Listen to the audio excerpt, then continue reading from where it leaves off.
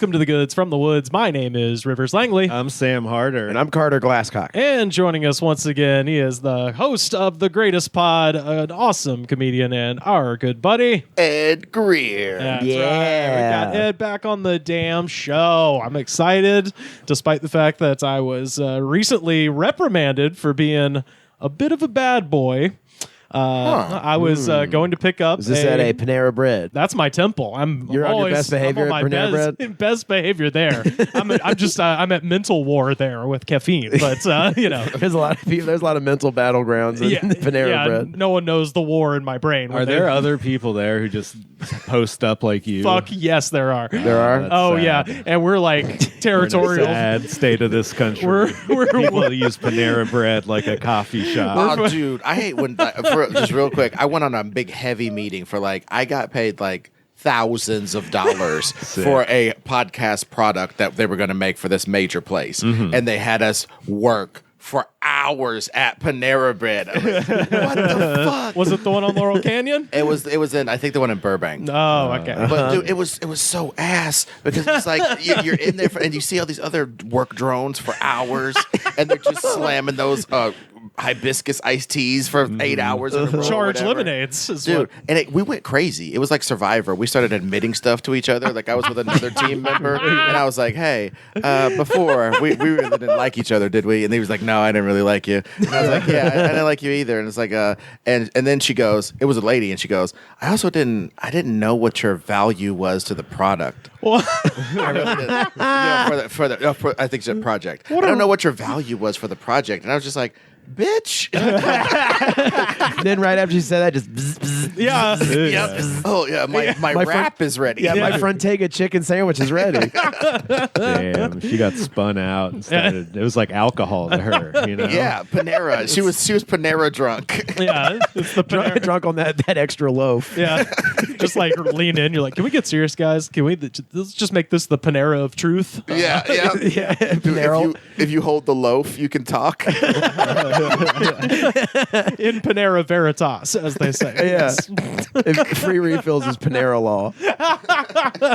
No, I was going to pick up a group for the tour guide gimmick, and I was leaving the gas station, so I wasn't even in the road. I was just about to turn, and I wanted to know the name of the person I was picking up, so I just looked at my email. This is Sunday morning, Hollywood Boulevard. There's nobody out there, and a motorcycle cop lit me up and made me 10 minutes late and wrote me a ticket for looking at my phone at a complete stop pulling out of a gas station. Wait, were you at a complete stop or pulling out? I was at a complete stop with the blinker on. There was no one behind me, so I was gazing at the phone, and that's what But he were saw. you moving? No, I was stopped. Yeah, Whoa. I was about to leave. And you were in a private place? Yeah, I was at a fucking gas You station. sure you weren't rolling? You weren't doing a California Yeah, text? this is because this is the thing about Rivers is he exaggerates while he's driving, and it's always someone else's fault. Anything that goes wrong is always someone else's fault. So I am suspicious. Yeah, of the Well, it's always story. it's always followed up with Sam's pro cop. Yeah, all of a sudden. all of a sudden, yeah. I just want to know I want to see the full body cam footage before I make a decision. Well, whenever Rivers does something scary with driving, he always follows it up with, "Well, everyone else was being a coward." And that's how I know. But yeah, no, I have noticed that cops are out more now. Yeah. I think they've caught on to the whole end of the month filling quotients sort of. Oh, yeah. That's when people 10 and 2 pull it together. Now they're just starting to speed trap people during the middle of the month. Yeah, or at least is what it seems like. So here's the thing: the dude took forever to write this goddamn ticket. Yeah. And I'm, understandably kind of like, oh shit, because tickets in LA are usually very expensive. I look it up. Do you know how much a cell phone infraction is?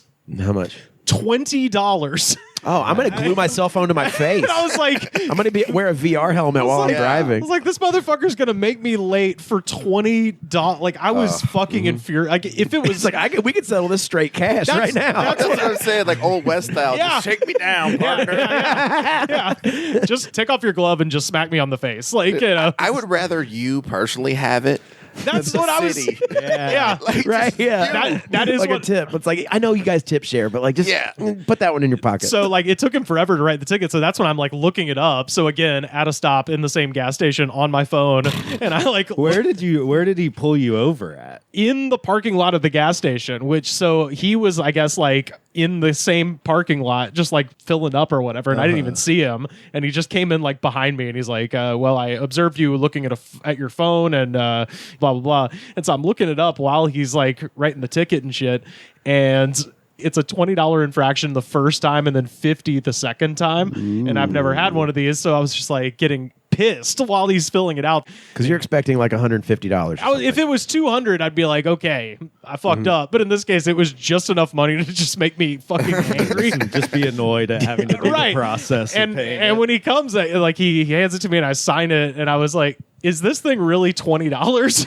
Yeah. And the cop's just like, well, with court fees, it's going to be a little, like he was trying to save face because he just wrote me a goofy ass ticket. Yeah. And I was like, $20 is an annoying amount of money if you like are getting a new fast food place. yeah. Like Yeah. $20 fucking dollars this burger for a shouldn't be- bacon cheeseburger. Right, yeah. And so, but the group that I was going to pick up, they were Australian, and I explained to them what happened, and they were just like, they're like, $20? It's $1,000 in Australia.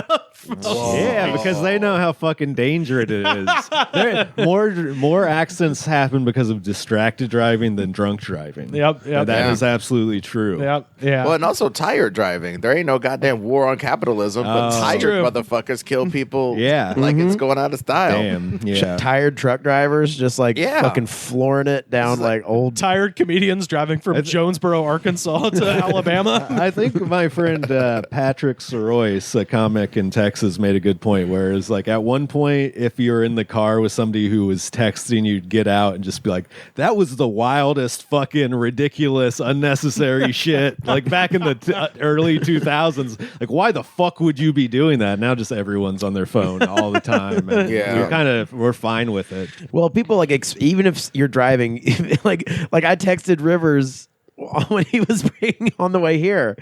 Like I was like, "Hey, I'm here," and then he texted me while driving. And he said, I'm 3 minutes away." What does it count if you have the phone like implanted on a device on your dashboard? I'm sure there's a safe way to think of the do right it, word. but- Implanted like on your dashboard. You're talking about like having GPS up or whatever. Yeah, just one of those phone holders that sticks to your whatever. Yeah, I think sticks to some part. Of I your think car. it's a hands-free law. And Okay. so Yeah. if it's in your hand and you look at it, then it's an infraction. Damn. If you're on the phone, like it's an infraction. Oh yeah.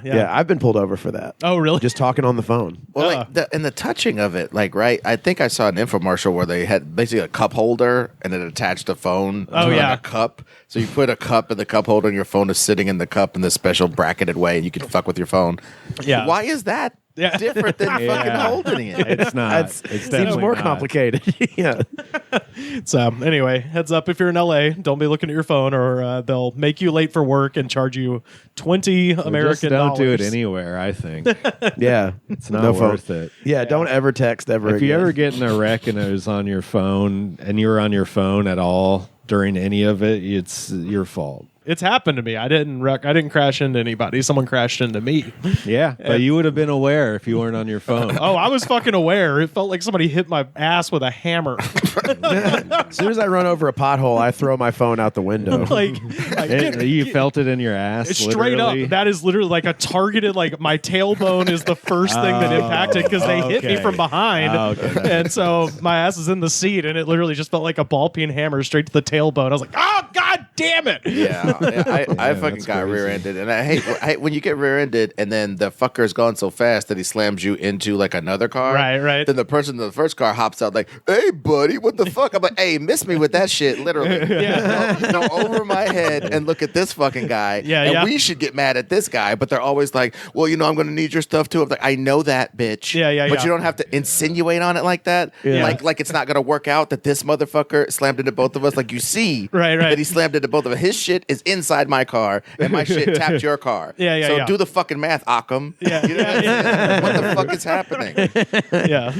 Newton's third law. I've rear-ended some people before from being distracted driving. Yeah. I was out here, actually. It was like at the old UCB theater on Sunset. And I went to... classic relic of comedy. Oh, man. And I went there. Still there. I went there. I went there just to like whatever, like kind of look around, and fucking Andrew Daly and like these like legends of UCB like did this afternoon show to nobody, like me and this other guy. Classic. And then like I left and was like texting people. I'm like, oh my god, I just saw the most incredible thing, and then ran right into the back of someone else's car. It was Andy Daly. It was Andy Daly. Yeah, he did some incredible bits while he was screaming at me. yeah. Oh man. My friend rear-ended somebody at a stop sign because he was eating Popeye's chicken. And we were all, well, he was probably because he was really stoned, but he was distracted by Popeye's chicken. I'm so against eating and driving on all counts. I'm Really? like, pull your ass over. Yeah. And enjoy that shit. Oh, yeah. Someone dude. put their heart and soul into that. Yeah. Dude, I feel that You're shit, eating dude. Burger King. You're eating the oval chicken sandwich. Fuck yeah, dude. Someone put their heart and soul into Yeah, this. you don't disrespect it. Yeah. Well, dude, the people who can eat like tacos and shit driving, like, Oh, man. I turned into yeah. Seinfeld. You know, who are these people? Yeah, who are these people? Who can eat like just tacos are sloppy when you're sitting down Yeah. stationary. Yeah, like, dude. just Yeah. imagine if there's all these factors. Oh god. I've yeah. eaten them on the bus before because I'm crazy like that. Well, that's Well, you're like- not in control of the Yeah, I was bus. gonna No, say, that's yeah. the worst part. And then the onions stink up the whole bus. And everyone's looking at you. And you're like, do something. My hand's all greasy. What can I do about this? Yeah, I'll touch your shirt and ruin it. Fucking taco fight. Just smacking grease across people's eyes like a wrestling move. That's the thing is I've seen so many other people do it. I just got to a point in my brain where I'm like, this is okay, even though I know it's not. No one should be eating on the bus just because it's disgusting. I'll take that more than eating and driving. If the bus driver was eating, I'd be that'd be fucked up. You'd be eating a foot-long tuna sandwich from Subway. yeah. It's Dude, when I found out those were like 1,500 calories, I was like, what's the fucking point? I know. Oh, dude, I used to work at a Subway. It's just like all mayonnaise. It's just, it's all mayonnaise. I used to make the tuna salad. I guess we all have to make the tuna salad at some point in our lives. I worked like- at a sandwich place too. It's like everything that's a salad is all mayonnaise. Yeah, Yeah. absolutely. That's disgusting. Yeah, it's fucking gross. Let's see if this is gross. This came to us once again. I was still finding stuff in the package from Mr. Paul, listening in the UK. I ate more of that stuff. It was good. yeah. The caramel bar. Yeah, The, That was good. The cheesy The cheese crackers. the cheese crackers were a hit. they at- were at my household. surprisingly good. Like I was like, oh, cheese crackers, and then I was trying them. I was like, those are fucking good cheese. All crackers. of them were pretty. This Munster? Is this Munster? I quite enjoyed the Jaffe cakes.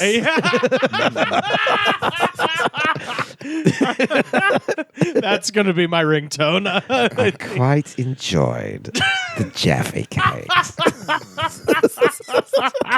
The last thing you hear before you what I'm run to saying. the back of a bus.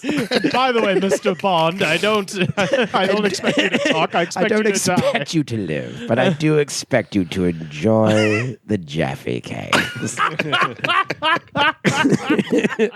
I just enjoyed There's a saying thing it. called Jaffe cakes. Yeah. They Yeah, said No, that last I'm week. aware of British snacks. Have you had them before? No, As an American, what did you think of them? no, I haven't had Jaffe cakes. I don't think I've had those weird little biscotti things they make and shit. I've had some of that stuff. And, Oh, I had spotted dick. Oh hell yeah! Spotted dick? Yeah, one time in college. Hey! But yeah, I had spotted dick on a boat.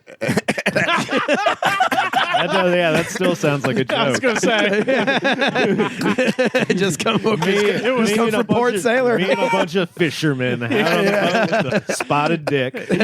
he was an Iowa 10, but a Bahamas 5. None of them wear contraception. Those sailors. Oh man, take me down to Kokomo. But yeah, and what's that shit like? Not roe, but like fish. Basically, like fish jizz. There's some sort of British snack that's like basically fish jizz in a can. I'm not even joking. I forgot what it was, but I ate some, and like, yeah, I've never.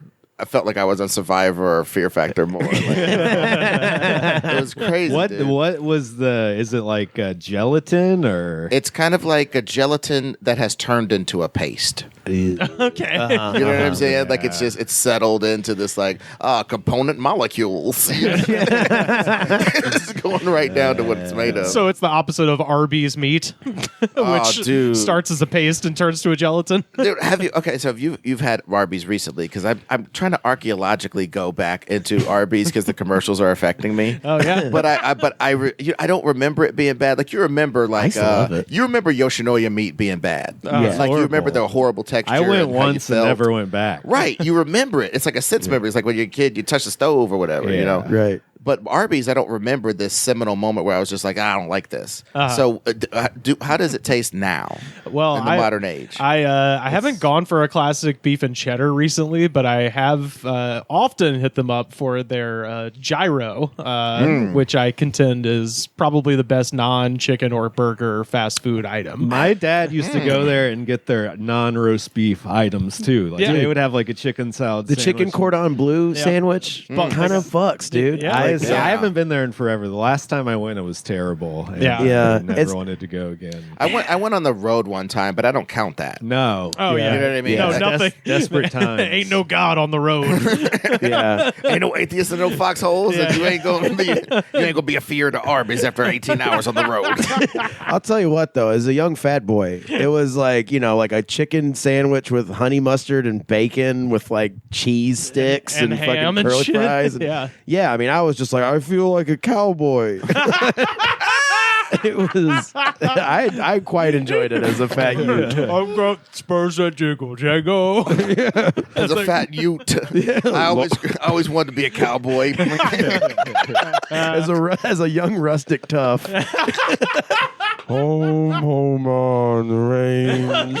You're playing a harmonica. When is my mom picking me up? Dude, when did the cowboy aesthetic become so gauche?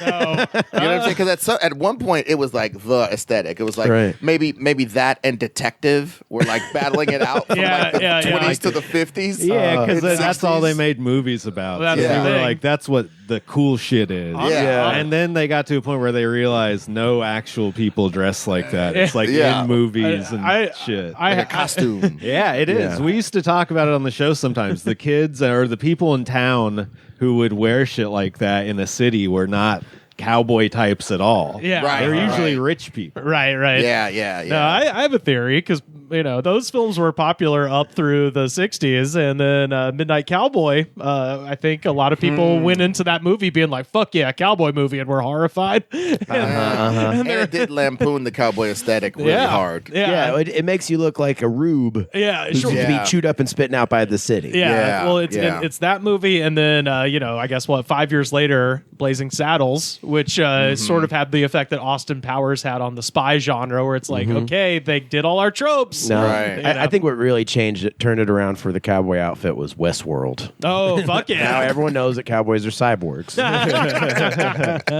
I must pull into charging station. Arby's need more Arby's.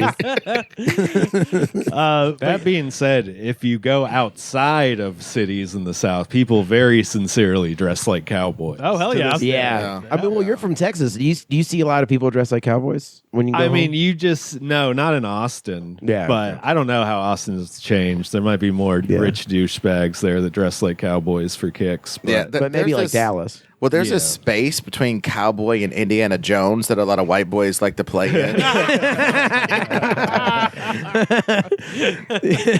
There's like that hat can become like eccentric billionaire Richard Branson sort of. Well, it's like this evolutionary chart of like cowboy hat to like Indiana Jones hat to like Milady hat. Yes.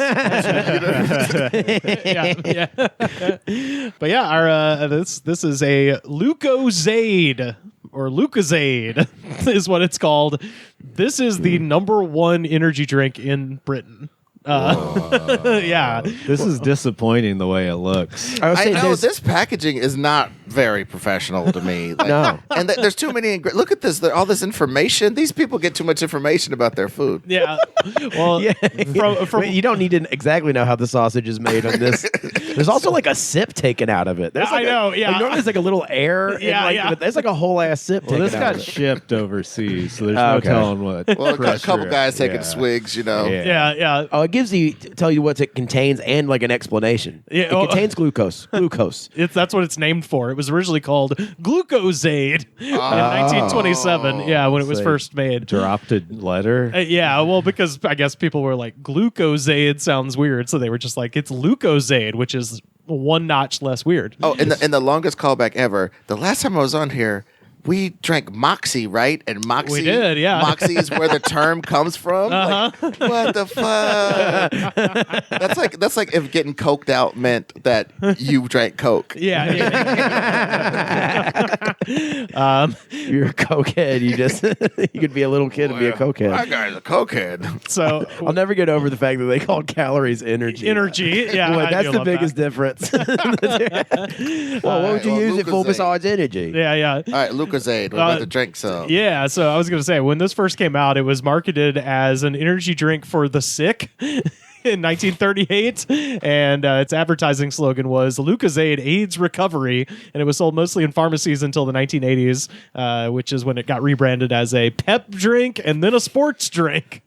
So it's gone through some iterations, but it is the number one energy drink in Britain, and their most famous ad campaign in 1999, they got a deal going with the fine folks at PlayStation and had Lara Croft, Tomb Raider, as their spokesperson. Oh, that's badass. And so that's cool. Yeah. you can find commercials where it's just for horny video game guys, like check it out.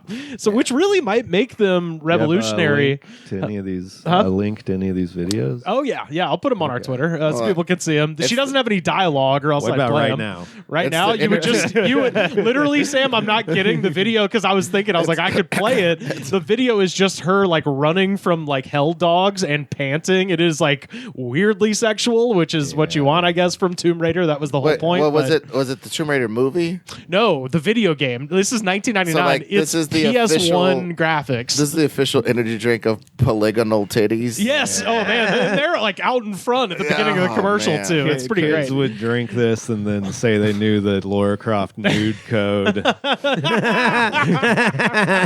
Oh, you ever seen it get eaten by the sharks in the temple? Nude. Well, I was going to say that probably puts them right at the cutting edge of energy drinks as video game fuel. Like, because this is 1999, so Sure. that's pretty ahead of their time. Because Red Bull, Yeah. they were still being like, we're the sports drink, and these are like, no, we're the drink for Yeah, idiots. that's like Daredevil being a ninja in like 1982. I know, right? Like, you're on the cusp, motherfucker.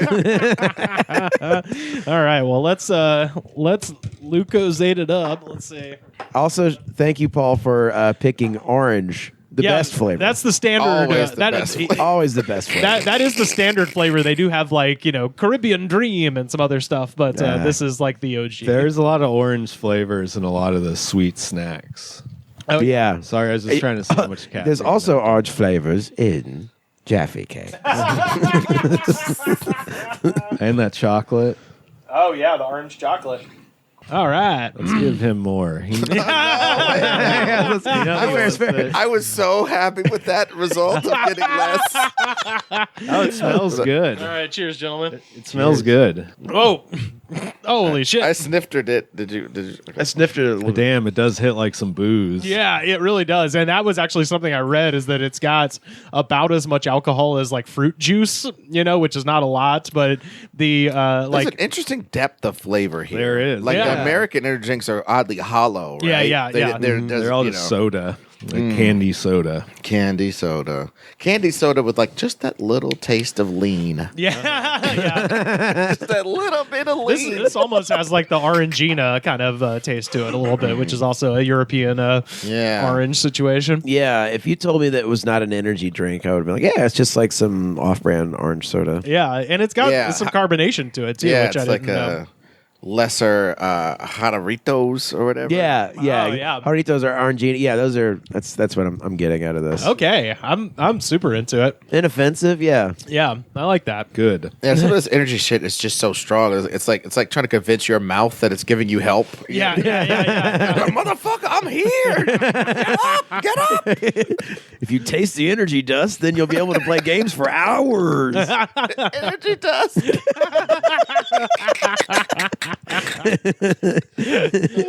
Dude, I bet you that'd be a cottage industry if you had like extra energy in little packets taped to the side of the drink. Like, hey, if you want the ultimate experience, yeah, dude. throw the dust in there.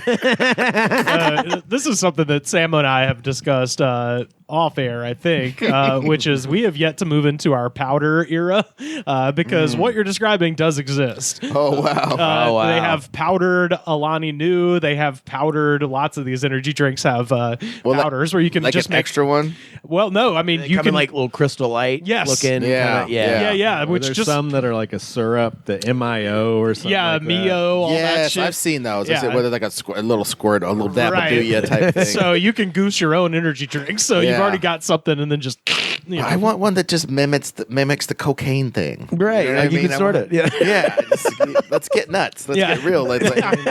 Our parents had candy cigarettes. Our kids have like fake Coke that they just sniff. It's like, the drip is the best part. Drip can be a little rough. Pixie sticks back in the day with bad kids. yeah. Yes. Get nuts. Let's get nuts. They do have movie Coke. Oh, I remember kids who tried to fucking snort pixie sticks. yeah, of course. With the sharpest. Oh yeah. Everyone knows a kid. Actually, weirdly, the one person I saw It's the same kid who knows the Laura Croft nude code.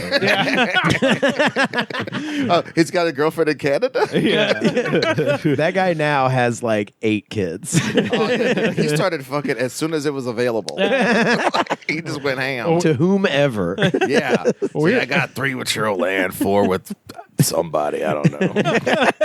Weirdly, the one kid I ever saw do that is now a pretty high-profile attorney in Atlanta. So he did all right. Well, he's pursuing the truth. Yeah. And the truth is that there's a nude code for Tomb Raiders.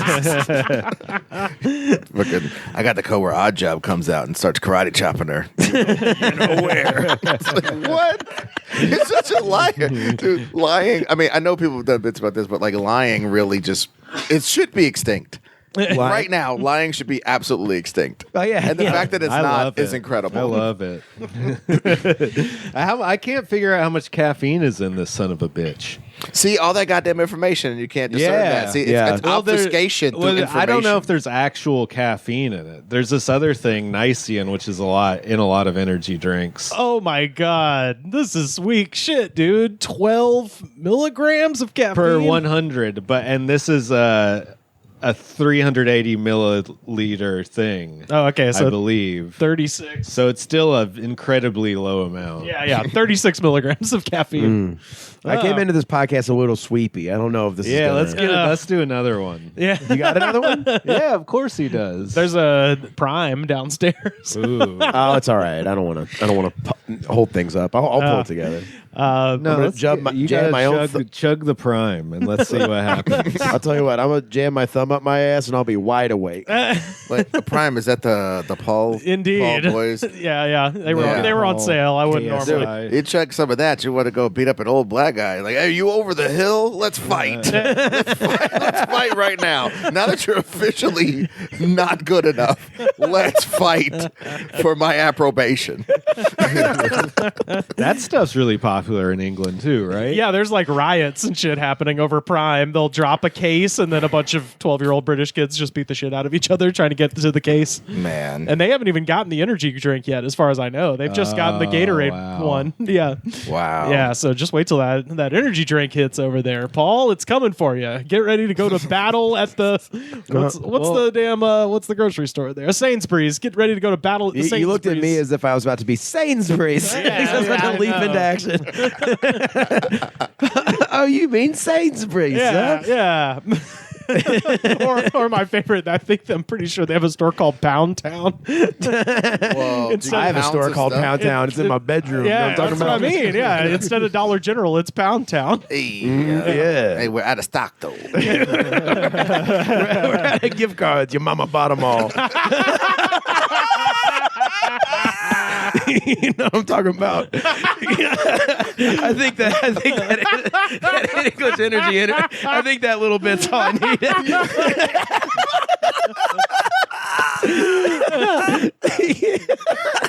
You know, it's like when you get like one beer and you're like, I could probably go for like a million more. You're like, I think one's good. Getting better is waking to a sunny day.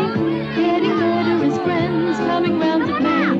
Getting better is you'd like a game today. And the best part of getting better is Lucozade. Golden sparkling Lucozade. The good thing is that it helped give him energy when he was down and wouldn't eat. The best thing is how he loves it. The best part of getting better is Lucozade. Lucozade aids recovery. We have a segment on the show where we talk about our guests' hometowns, and of course, our friend Ed Greer comes to us from. He's wearing the damn Royals shirt right now. Kansas City. Is it? I mean, I'm going to assume Missouri, but it could be Kansas. Yeah. Well, Missouri's the cool one. Yeah, You can always assume that. Yeah. For people listening that might not know, they're sort of the same city. It's like metropolitan area, but they're different. If you were going to explain it to a little kid, like the river basically cuts the city in half. Yeah. Like fucking Gotham and fucking Metropolis and that shit ass movie. Yeah. So like it's supposedly it's not really that neat, but yeah, the river cuts it in half basically. Yeah, there's Kansas City, Kansas, and Kansas City, Missouri. And like the signs change color. I don't know what it would be right now. I haven't been back in years, but like our signs were like green and their signs were like blue. You know what I'm saying? Like shit like that would change. It's like going into Canada or something. Like, what the fuck? Like shit is the exact same, but like a little different. Like, Okay. So it's just so people can differentiate between the two, I guess. But yeah. So Kansas City, Missouri, and Kansas City, Kansas, blah blah. And growing up in Kansas City was pretty cool. And I say this with love. It's built for haters. You know what I'm saying? Like it's built for haters because it's sprawling. Yeah. So you have to have a car. There's the car class. You're the man. Yeah. If you're a kid and you're in that time where you're supposed to be driving around and picking up hose and all this kind of shit, and you don't have a car, you're like a super loser. You know what I'm saying? I always had a car, and I wasn't even like rich or anything, but like my parents made sure that I wasn't in that class of kids who all right, if you ain't gonna get no pussy, you ain't gonna have this excuse. You can go get it in this motherfucking car. So I always had a car, yada yada yada. But like, yeah, it's so spread out that it has little pockets, you know, just like any city, but it's like as spread out as LA, but it's a shitty city in the middle of the country. So just imagine that. Like you go way the fuck over here and way the fuck over here, and it doesn't take that long unless you take, and you know, unless it's like rush hour or whatever. But yeah. Like, Yeah. So, But if you were to throw into ways like something's 30 miles away, it's 30 minutes to get there. yeah, it's not like this. But I like that you said it's a city for haters because one of the nicknames is Paris of the Prairie. It makes sense. And one of the things I read was like, it has more boulevards than any city in the world. And you're like, that just means they named instead of street, they just called shit boulevard. That doesn't mean anything. Yeah. Well, we also have like a bunch of fountains. Yeah, City of Fountains is the Stupid other one. amount of fountains. We have like this Native American on a horse, and he's got a big statue of him, and then there's fountains all over the fucking place. But like honestly, as a little kid, I used to like they would have these exposed electrical outlets, and I would just like jam a key in there and get a buzz. What? You know, I remember being on like field trips and stuff. I was, you give you a little kid. I was a latchkey kid. I had one key. Yeah. You know what I'm saying? I would just have it on me, and it had a stop sign as the thing to hold on to the end of the key, like the big bump at the end. Yeah, yeah. And I remember like the stop sign I'd look at the stop sign and I would stick the key in the fucking exposed thing, and it's the tingle up your arm, buddy. Electrocution was pretty awesome. No, but I'm not just trying to be absurd, but I did do that at those fountains. So it's like I'm just doing like free association memories of being in all these places. And like Kansas City, what I mean about the haterade is like Missouri's the show me state. Yeah, And Kansas City is really emblematic of like, if you were a rapper, you'd have to be like the biggest, best shit, and they still wouldn't support you. Like Tech Nine, Dollar for dollar, Tech Nine makes more than Jay-Z. Yeah. Look it up. It's Googleable. Dollar for dollar. He has a giant warehouse, like Tyler Perry Studios type giant tracts of land that are just warehouses for Tech Nine's merch. Oh yeah, yeah. And in Kansas City, he couldn't get played on the radio to save his fucking life. Damn. Not when I was coming up. You would never hear that. And now he's kind of weirdly corny, like he writes rhymes for The Rock and shit. Oh, You know what I'm saying? So he's become like this. He's been corny for like Yeah. the last decade. Yeah, this unfortunately. older corny guy, and I Yeah. think a lot of Missouri people didn't like that. We obviously liked West Coast artists the best. In my youth, we liked West Coast artists way better than our own. We didn't really have some burgeoning like Memphis. It'd be like my Memphis rap was better than everybody. Yeah, Your yeah. Atlanta rappers, Memphis, we all better than everybody. Fucking Yellow Wolf, I'm wherever the fuck from Alabama. I'm the best. Yeah, yeah. In Kansas City, they were trying to say shit like that, but it would always be overshadowed by West Coast artists, and Tech Nine could never break through. And yes, as he started making more sponsorships with like European energy drinks and shit, he just got to be so corporate. Yeah. Like Mac Lethal is from Kansas City as well, and Mac Lethal will rap about a sandwich in a minute for a check. You know what I'm saying? Like he's not trying to be J. Cole over here. Like the Kansas City rappers kind of went corporate into these like corporate entities, but like Tech Nine as a corporate entity, writing rhymes for The Rock, signing weird motherfuckers to weird little deals he's never going to do anything with, and touring. He's stupid rich. Yeah. He's stupid rich. It's insane. And Kansas City never gave him any respect. So it's like Eddie Griffin came from Kansas City. So many people come from Kansas City, and it's just like this footnote because they never got their props. It's like you can't be a prophet from your hometown. Yeah, In yeah. Kansas City, it's especially so. Yeah, Is what I'm saying. Are they more so like, yeah, who cares about them? But there's the Chiefs. We love the Chiefs. Is it more like that? Dude, well, that's another sore spot. The Chiefs were always. I know a lot of you guys root for teams that are constantly in it, but they're never going to win it. Imagine that being your entire life. Yeah, Your whole life. Like, not being appreciably bad to where you can go, draft picks, baby, and have all that excitement about the new future. Yeah. We were always middle of the pack, and Marty Ball, we would always, we have more takeaways than anybody. Yeah, we would take the ball away and then play action pass 3 times in a row for some reason to give the fucking ball back. yeah. What did the turnover even mean, Marty? What the fuck? And we had every piece of shit old San Francisco quarterback, fucking Joe Montana with his Ursa sack or Bursa sack on his elbow. He looked like Val Kilmer from Heat. This nigga, he came over to the Chiefs with a giant blowed up elbow, looking like Popeye, throwing these garbage noodle arm bullshits, and we're just salivating over Steve Young doing it over there. Like, why can't we have the young one, you cocksuckers? And then they gave us Elvis Gerbach.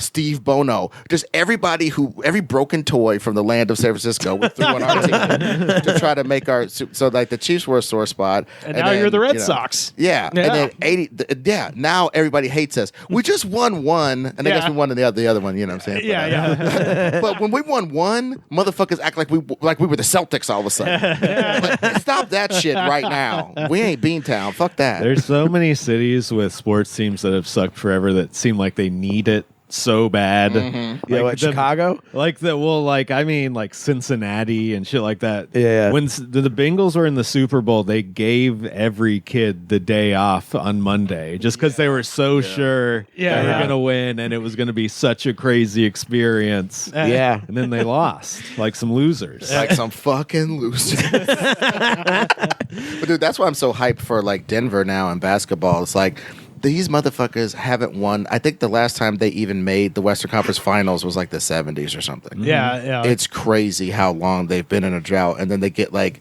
I'm gonna say it. They get a big white player. They get what America's been needing. It'd be great if he was American, but he's not. But fuck it, we ain't checking passports when it comes time to hand out these accolades. They got a big white player who is a goddamn genius and isn't very physical, and it's just like, Yep, that's us on the basketball court, and he's great though. I can't hate. He's so great. I love him. He's a fantastic player, and I love that Denver team. I hope they win. It feels like the Chiefs all over again. Yeah. I looked up some people and things that came from Kansas City, and it is the most all-American shit I've ever heard. Kansas City is the hometown of Charlie Parker, Ed Asner, Don Cheadle, Paul Rudd, Mickey Mouse, the Happy Meal, the Bomb Pop, the Multiplex, the Shopping Mall, and Hallmark cards are all. It's so crazy that cities like this were like a booming, huge city in America. And Oh, it yeah. just fell to. Oh, you Well, because know. it was the West Coast pretty much. for Yeah. a minute. Oh, yeah, and then yeah. motherfuckers just kept going. They're like, hey, hold up. and then even when people kept going for a while, it was a hub. So like all these hub places, they become these powerhouses, and Yeah. they can retain some of that power later. When I was a kid drawing, you'd be drawing on the desk, motherfucker would be like, "You gonna draw for Hallmark cards?" Yeah. You go look at Hallmark cards, there's a bunch of bubble-headed kids. You're like, "What the fuck? This isn't nothing." I'm not gonna do not peanuts on these stupid cards. This is a job to you fucker. My favorite thing that I read, by the way, Kansas City just straight up ignored prohibition. Yeah. Like the Yep. 18th Amendment got passed, the Volstead Act got passed, and Kansas City was like, no. And so the guy, Well, all right. the political boss / crime boss and concrete magnate at the time, Tom Pendergast, was the main man, and apparently his office is now a national landmark in Kansas City. Yeah. But that dude just ran it and was like paid off every cop in town, and unless a federal agent came in, nobody was gonna fuck with you. So it became, that's why, because I was always wondering, because that's what they always talk about with like guys like Charlie Parker, is like, oh, he came up playing in mob clubs in Kansas City. I'm like, why was the mob in Kansas City? It was like a stock town, like it was just farm animals. And then it's like, oh no, it's because they just let them do whatever they want. Because one rich guy who built all the buildings was like, I'm gonna just pay the cops and everybody can stay drunk. Yeah, we're talking about cowboy shit. It was the Wild West. Fuck it was yeah. part of the last of the Wild West. I'm talking about into the 20s and 30s. It was the Wild West. Yeah. And even up into like the 60s and like I guess 60s, 70s when all the shit from Casino was happening. Yeah. The mob bosses who were doing the shit, the people were like, okay, this whole area is dead. Push the button. Yeah, Those guys Barry Pesci were- in a cornfield. Yeah, those guys were in a grocery store in Kansas City, Missouri. And they say in the movie it's as close as they could get to Vegas. Yeah. But without getting fucked with by the law. Right, You know what I'm right. saying? Damn. Yeah, and then the last little thing I read that KC Masterpiece barbecue sauce was created by a child psychiatrist, and now See, I'm thinking of like a little kid being like, "Tell me about your mother. Mine grounds me after if I don't eat my like- Brussels it's Lucy. It's Lucy from Peanuts with the. Did your mother get mad when you smear molasses all over the kitchen trying to perfect your recipe for slow smoked sweet barbecue sauce? For you, a deep Freudian analysis. Also, give me $20. I fought it briefly with Jungianism, but I will do that no more. Our session is at an end. I have a brisket on. The woman is the chaos dragon. It's Jordan Peterson as a fucking baby. Jesus. Let me tell you something, Mean Gene. I think the type of Jordan Peterson type of bullshit thoughts like that could have come from Kansas City, because Kansas City is very much about like, you gotta do it yourself, and it's not really a community unless you count the mom, Right. Yeah. or you play jazz or something, you know. But yeah, it's just really one of those places that could have spawned that sort of thing, and I just think everybody is. Not everybody, but for me personally, what I got out of it was prove yourself, be what you are before you say that you are that. It isn't a fake it till you make it place. Right. And I find myself sometimes in LA situations being like, okay, there's a major filmmaker, there's a major comedian, there's a Jesus, a pile of polygons, whatever the fuck we're supposed to worship these days, and ask for jobs. Whatever that is in front of me, and I can't be fake. Yeah. I can't. I'm not saying that bullshit like everybody in LA is fake. I'm talking about the specific I belong here that you have to feel when you're in the Academy Museum or something, and you're Right. When you're at some hot ass place like that, you have to feel like you belong, or else they start smelling it on you and acting fucking weird, and then you're acting weird, and then you've shown that you don't belong. That sense of just fake, like, yeah, I belong here. I don't have imposter syndrome, but I know I'm not supposed to be right next to Bill Gates. You know what I'm saying? yeah, I'm just right. not supposed to be there. And that bravado that a lot of these dullards have, I just don't have it, dude. Yeah, I yeah. just don't have it. I Yeah. get really self-conscious. I get really and I think that's Missouri shit. And there's probably a billion confident people from Missouri. I'm probably, localizing my own problems and putting it on my region. But I've talked to other people out here that have come from Kansas City or Kansas, and they're really like, they'll have 5 editing credits and say, oh, well, I just noodle around. Yeah. You know what I'm saying? Yeah. They won't really just put their tits or their dick on the table like some of these fucking assholes. Yeah, yeah, And yeah. from all these other places. All these other places, It can be similar in the South, but I think like the South's also like you kind of get like made fun of for the ambition, right? That's a part of it. Yeah, Yeah. anywhere that's not a so-called industry. Kids out here are born being okay with being like, yeah, I'm 7 and my agent told me this. If Yeah. we beat the shit out of that kid. We would Yeah. fuck that kid Yeah, up. for Not even real. out of jealousy, just out of like, you got to understand how the real world works. You're just out of you're fucking weird. Yeah, Right. My psychiatrist with that I have narcissistic tendencies. But I should embrace them, though. When I'm like working at my job and like someone asks me like if I do stand or like I'm like asking what I do or whatever, outside it's like what do you do? And I haven't been doing stand up for like a month. I'll be like, mostly this. Right. I can't own it. Right. It's a rough one. So, like I said, whether I'm putting it off on my area or just my own self, I felt that when I was growing up. I felt Right. like, you're not that.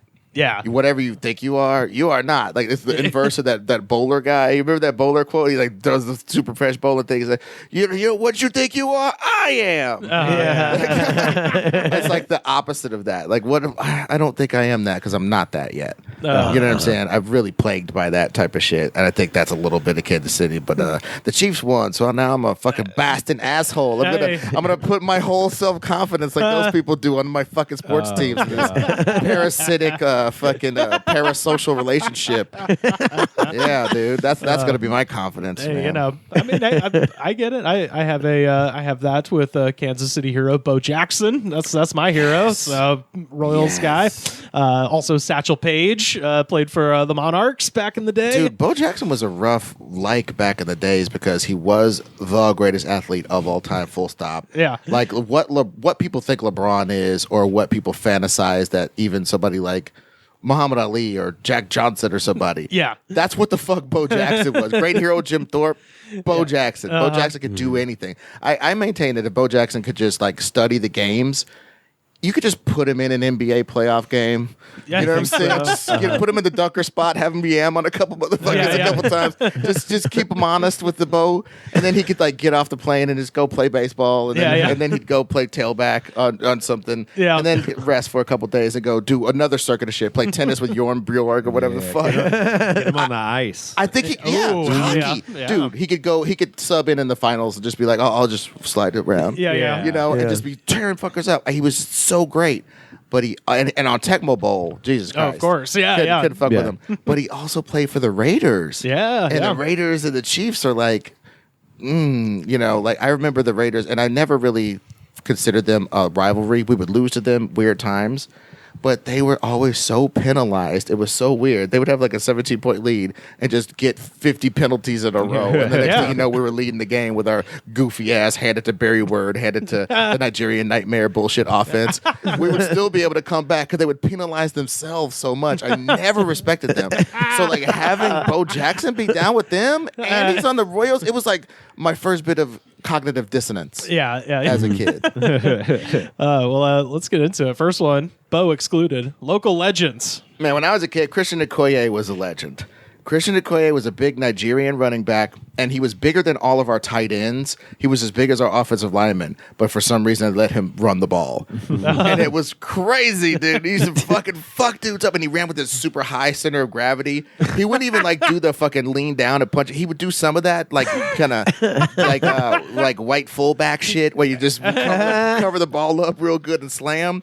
But a lot of times, he tried to play like a tailback would, but he was like, 260 or 270 running the ball. It was immaculate. But again, it was like that fucker from Tennessee now. Yeah. You got this big ass running back and he runs through people when he does it, but when he doesn't, it's just 3 yards cloud of dust, 3 yards cloud of dust. They crowd the line of scrimmage and then in the fun zone. You know what I'm saying? Your farewell and adieu, you fair Spanish ladies, because we couldn't throw it to anybody. We never had any good receivers, so we just pounded them when the pounding didn't work. But I loved him. Emmanuel Cleaver was a local legend. I think he's a state senator now, but he was the first black mayor of Kansas City. Okay. He was elected in like 1991. Like into the fucking age of reason, we didn't have a black mayor. And so he was a big figure of my childhood. Also, everybody from the Gates family, Ollie Gates and Arthur Bryant were like two dudes back in the days. I think Arthur Bryant was pretty light skinned. I think Gates was a black dude. I don't know if they were both black. But regardless, they both became these barbecue mavens, and they were like the Marvel and DC of barbecue. Oh, yeah, okay, hell yeah. And Gates, I don't know if Gates won the war. It's still sort of Pepsi and Coke situation, like the kind of jockey. But like, but there was also Oklahoma Joe's. Yeah. Now, Oklahoma Joe's was the white people barbecue. That's what it was known. It's sad to say. That's the Kansas City barbecue I had when I was there. Yeah. So, and it had fucking mozzarella on it, which I found so motherfucker. bizarre. You see what I'm talking about? It's weird. You see as hell. this Brooklynization? Yeah. These motherfuckers have done to the fucking. You see this bullshit? Well, and they changed their name to Kansas City Joe's so as not to appear interloping. But it was fine. But I found the cheese so deeply weird. Dude, all those fucking Joes, just fucking Ethan Hunt taking off Mission Impossible masks, ass motherfuckers. Bullshit. Hate that shit, man. So Oklahoma Joe's. We went to Oklahoma. Me and my mom. True story. We go to Oklahoma Joe's. At the time, I don't know what they were doing. They had some kind of weird orangey, vinegary sauce they put on the ribs. It wasn't the traditional red. Right. And we were just fine. We're going to eat this white people barbecue. We're going to like it. And we got the shit home. The sauce stained the meat and nastied it up so much. We tried to get it off. It cost so much. You know what I'm saying? For such small portions. Right. But yeah, it was just fucking terrible. But getting all the way around to it, Gates, I think, won the culture war in Kansas City. Okay. And Gates people, the Gates restaurant was very noted for, first of all, Ollie Gates brought it up from nothing. And he was I think he was a black dude. And all of his descendants were some of the most light-skinned Negroes you've ever seen in your life. Like he said, nobody can't pass the paper bag test is going to be in my house. like when I was a kid, some of his like granddaughter would be speaking at the church or something. I'd be like, "Is that a white lady, Mom?" I was like, she's a Gates. She's not white. They just got really like. It was interesting that the family just had that much power. They were a black family, but they were all light skinned, and it had this weird, Hunger Games type of situation. Literally hunger. Right. Yeah. It was like that. But like when you went to a Gates got so big. There's a thing in Kansas City called Rib Tech.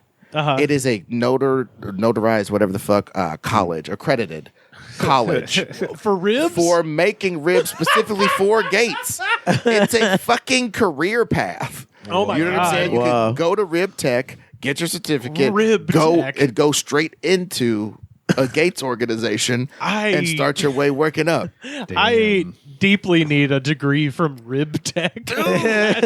That would be. It wouldn't just be an honorary degree. I mean, you'd have to work your ass off. I know. How long does that take to get the? It's a 2-year. It's got to be a 2-year, right? Night school. It's like that's it for coming to America. First, they got me on fries. But it's like first they got me on, marinating. Yeah, you marinate for 2. Yeah. You literally marinate for a year. Oh my god. But yeah, Gates won the culture war, and when you would go into the Gates restaurant, the ladies it was inevitably a woman, and she would go, "Happy, please." As soon as you step in the door. Like as in, can I help you? Yeah. Please. As soon as you step in the door. Happy, please. Uh-huh. And if you don't have an answer, it's not quite soup Nazi, but it's close. Right. Yeah, you know what I'm saying? You gotta be on your shit. Okay. You know what I mean? It's like, beef on bun, please. Yeah. And brisket sandwich, and you gotta know your shit. Right, so it's right. Study the playbook and then go in the game if you're gonna fuck with Gates. Do people get skipped? I think they try hard not to, but you'll end up ordering some shit you don't even want. Like, why did I get shish kebabs here? Yeah. Why did I get a Philly cheesesteak? The pressure got to me. And special shout out to LC's Barbecue. LC's, I think LC's. I'm not gonna impugn the restaurant because I want people to go to it, but there were times when I would see him just break $100 bill, go grab some fries, throw them on the thing, go fuck with the brisket, all in a big circle. You know what I'm saying? Like it was that kind of place at the time. I think it's a bigger, better so-called restaurant now, but at that time when it was like a shack in the woods, kind of restaurant up by the Kmart. It was in the shadow of the Kmart.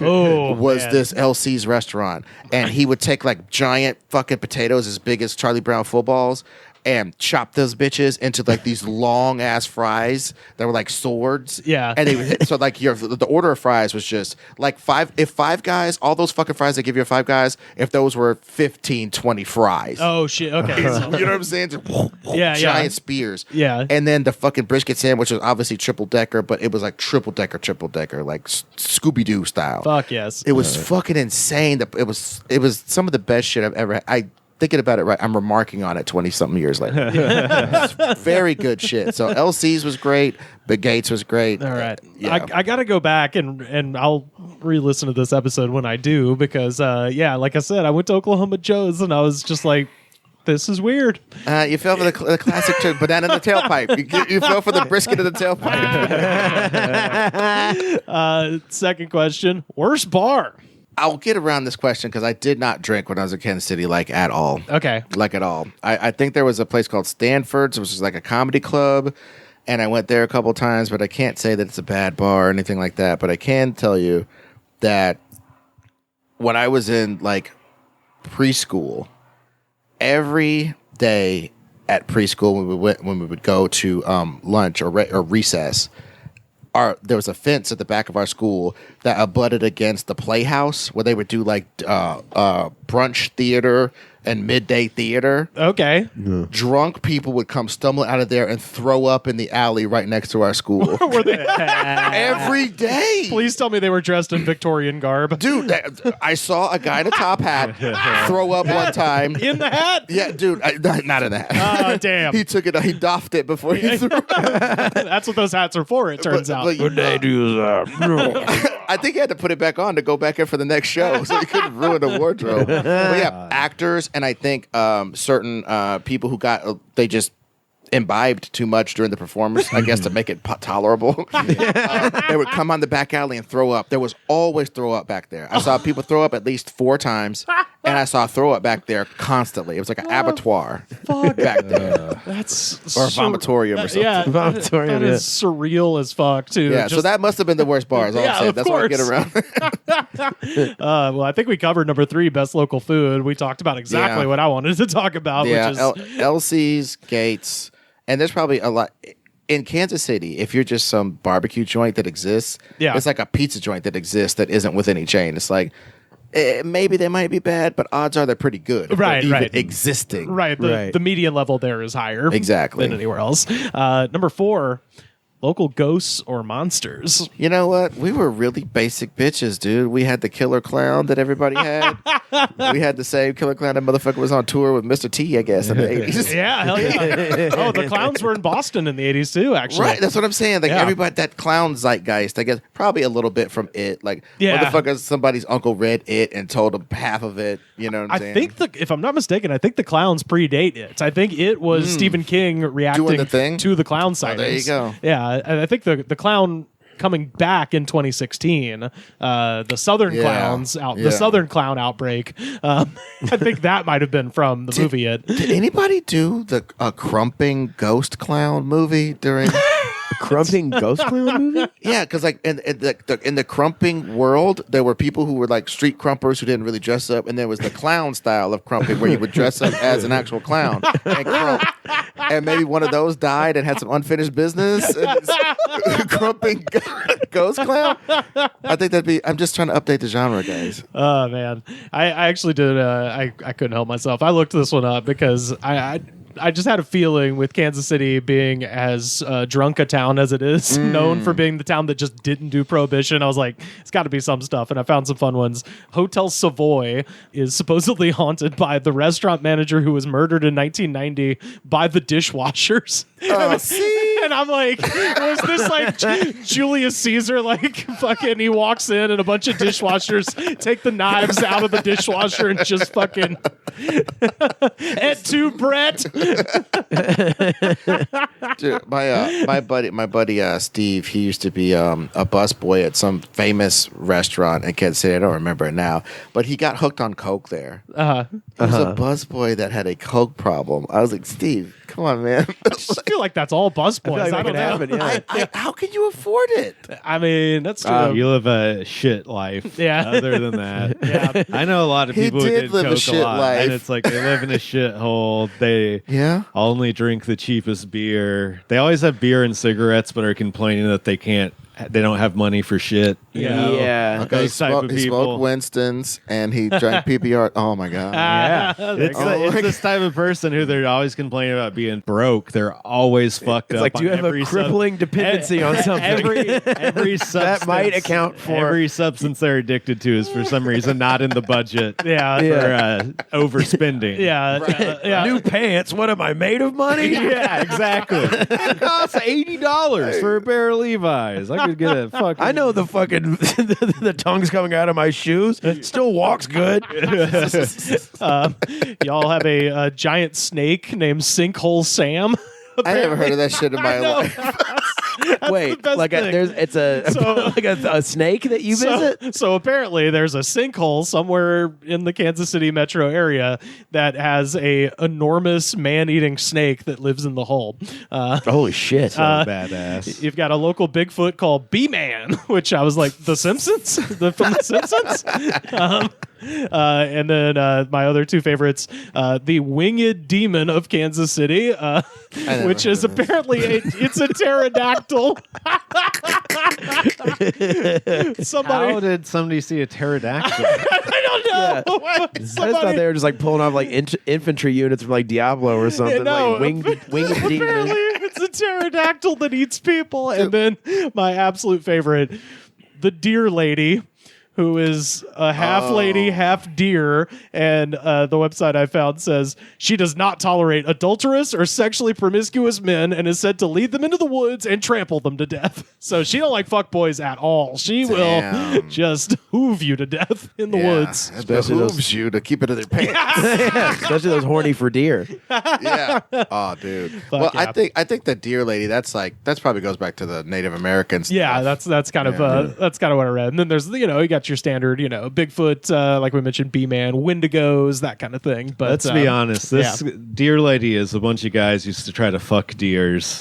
We ended up getting trampled to death, and they're like, "Why is this man with his dick out trampled by a deer?" Evil Surely deer no one demon. would be attempting to fuck a deer. Must be a ghost. Oh, dear woman tried to trample my junk. We all know deers is easy to fuck. We know that. You just got to catch them. Once you catch them, get a little sweet on them. Dude, cut to a manila folder hits a desk. Fox Mulder opens it up.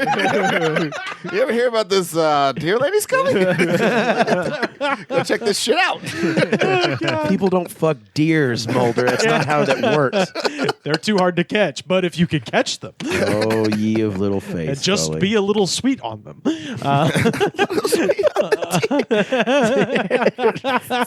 Just a handful of clover, Scully. And then last question: favorite thing that's not there anymore? My home? Oh, is it? Yeah. What is it now? Yeah, it's. I think it is still a home, but like these two guys bought it and just like took all the soul out of it. It's totally different. I saw it one time. It was like we had some garish, dumb colors on it, but now they made it like really. I don't know, like a combination of muted, and they knocked out some walls and shit. I think you can tell from the outside they did shit to the inside. That's how changed it is. Yeah, okay. It's just weird, and I just remember.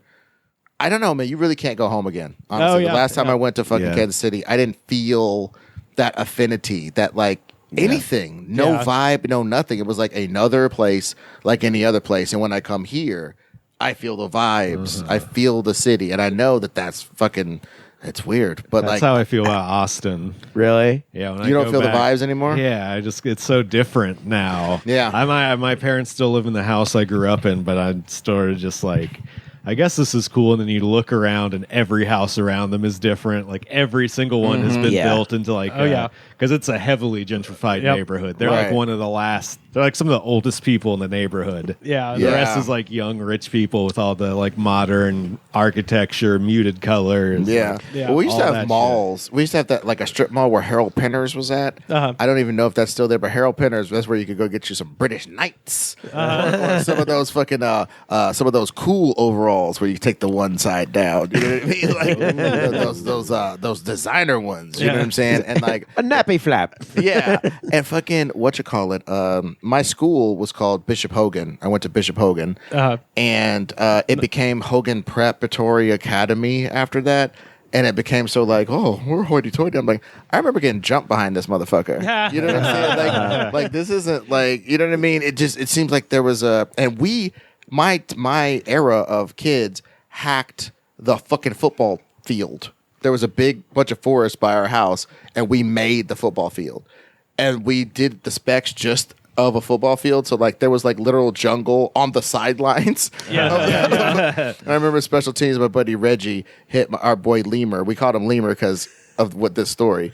Lemur was running up the field and Reggie was running. Reggie was as big as me in high school. He's like 3-something and running fast on as a special teams wedge. And he was coming down and he hit Lemur. And his name was Lamar at the time. He hit Lamar. Lamar flew into the woods and got tangled up in a tree. We started calling his ass Lemur. Like, that motherfucker looked like a monkey in the tree. Oh no! Dude, he got lost in the foliage when he got hit. That's how hard it was. It was just like, and that's how close the foliage was to our fucking field. Jesus. And now they're like, you know. Hey, let's go. They got fucking, giant speakers. It's a school now. Right. And it was like this little shit barn when I was there. Yeah. You know what I mean? grab a kid and you're like, this used to be a war zone. Right. Yeah. They got breakaway rims, for Christ's sake. That's what it's starting to degenerate into. But yeah. I whenever I go back to Birmingham, like it is like been preserved, like the exact same, or like some differences obviously, but like like my childhood home's there, like all that stuff, like all the high school, all that stuff. But it is just that feeling of like it just feels like you're like in a museum of your memories, kind of.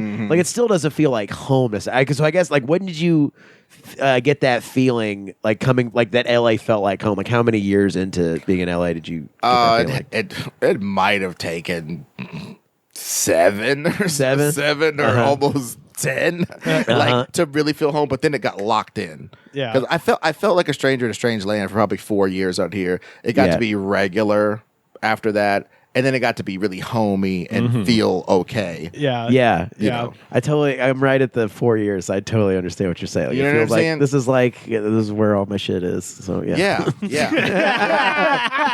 That's home. Yeah, I mean, it's not like the warm fuzzies, but it's like, all my shit's supposed to be here. Well, you start collecting these memories and shit of your hometown changes when more of your dope memories are there. Right. Like I remember this comic I used to know that we used to go and watch Mark Maron work out his hours at the fucking UCB.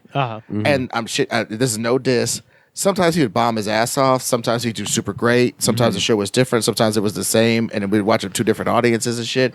And it was like super instructive of comedy. And like that to me is hometown shit. Right, That's a gravy smothered sandwich from O'Hurley's or whatever the fuck you say. You know what I mean? Like, yeah, that's what is LA to me. Yeah, like a page turned in your mind, and they like open up new experiences to you. Exactly. Yeah. When that you makes get it more home. those memories, that becomes your hometown. Yeah. And that's why this is my hometown now. Oh yeah. Well, yeah. That is a trip to Ed Greer's Kansas City, Missouri. Going to Kansas City. Kansas City, here I come. Going to Kansas City. Kansas City, here I come. They got some crazy little women. One day I'm gonna get me one.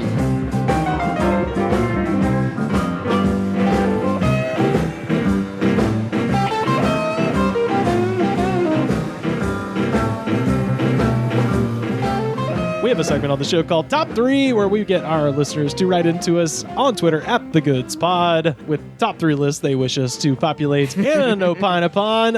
First up, this is our friend Sam listening in Virginia at Harry_Hood. Top 3 movies you think you've watched more than anyone else. First of all, shout out to Ed's previous podcast, Nerd Goat. On episode 58, I talked extensively about The Big Lebowski, which that's why I'm putting it number 3. I know there's people that have seen it more, but that is if I just pull up any streaming service and it's there, I'm like, pop it up if I've got work to do. Great, just put it on in the background. Always finding new shit to laugh at. Number 2, I am positive I've seen this movie more than anybody else, and this is Killjoy 2, Deliverance from Evil. Which is a movie that I discovered on VHS at Premiere Video in Auburn, Alabama when I was in high school. And it was just one of those, like, a bunch of people, hanging out at the video store trying to find something stupid to watch on Friday. And I was like, guys, I found the stupidest thing I've ever seen. And it's the Killer Clown movie. And it's the sequel to a film I've never seen and I will never see called Killjoy, which I assume explains the origin of Killjoy, but there's no reason to know it.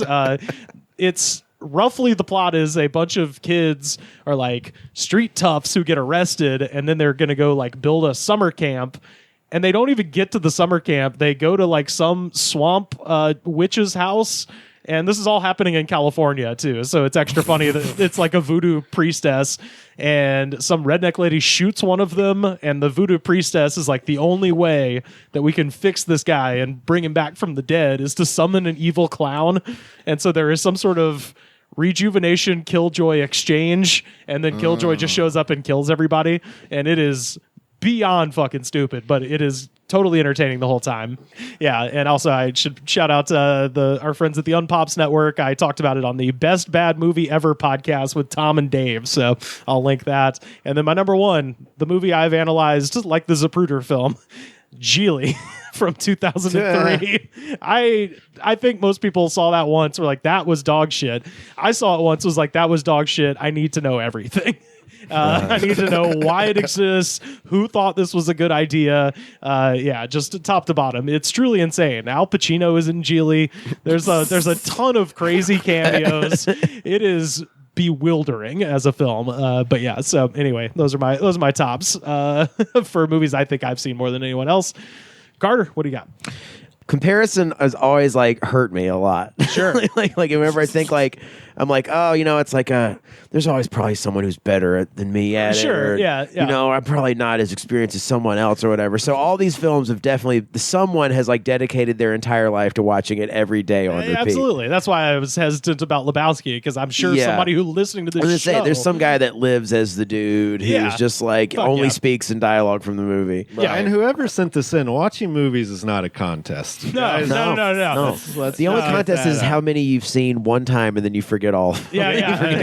All about it. But yeah, so to that, to bring up my own insecurity about someone's always done it better or whatever. These are very popular movies. Sure, yeah.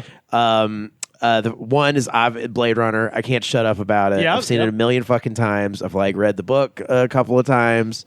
I don't know. You've also been on Ed's podcast. I've been on Ed's podcast talking about it. Yeah. I don't know what about it I so identify with. I think it's like my dorky, like I get to live in I live in Los Angeles now. I lived in Los Angeles through 2019, which like made my little nerd boner go all, vibrate very fast. And you lived there through the winter when it was actually raining? Absolutely. And I don't know. I like the iconography of it, the theme of humanity and all that shit. Yeah. I love it. I watch it annually. Actually, have you seen that next to the Staples Center, the Crypto.com arena, that massive fucking screen they have there? Yeah. So I was driving past there in the just pissing down rain back in like December. It was like Blade Runner. Yeah, this is Blade Runner. It's Blade Runner. Yeah. And when I was a tour guide, I would bring it up to tour groups, and they could have given a fuck. Yeah. This is the Bradbury Building where a substantial portion of Blade Runner was shot. Yeah. And they're like, "What's a Blade Runner?" Yeah, and I was Harrison like, Ford, and they're like, "Star Wars? No. Indiana Jones? Who's no. a Harrison Ford? Yeah. What Lies Beneath? No. Yeah. What lies beneath? This is the bathtub for What Lies Beneath. Turns out those kids were huge Sabrina fans. Oh yeah. Sabrina Fair. Big Air Force One fans. Movie I've seen more than anyone else. Episode 1 of Star Wars. Oh, sure, yeah. Because I have like OCD and like I always like I'm gonna watch the entire all of the films and I'll start with one and then I do one and then I don't watch any of them. I start with the Phantom Menace and I'm like that stops the bleeding. yeah, I'll just like that kind of like satiates the herb. I'm like I'm gonna watch all 9 in order and then I watch Phantom Menace and I'm like I'm gonna do something else. That's like a clot of grass and mud over an open wound. Yeah. That's not probably fixing a shit. good thing, though. Yeah. The other one, I mean, come on. There's only one way that you do impressions is you watch it a million fucking times. And that would be Goodfellas. Hell yeah. I mean, Goodfellas, and also Goodfellas has been talked about on podcast. Yeah. So I'm not going to do too much of that. But straight up, it is a hangout movie. Yeah. You put it on and you hang out with it. You know all the beats. You don't have to look at the screen. It's like a radio play. Yeah. And you check in occasionally, but Yeah. So comforting. And then you check, and then you always manage to see the scene where the fucking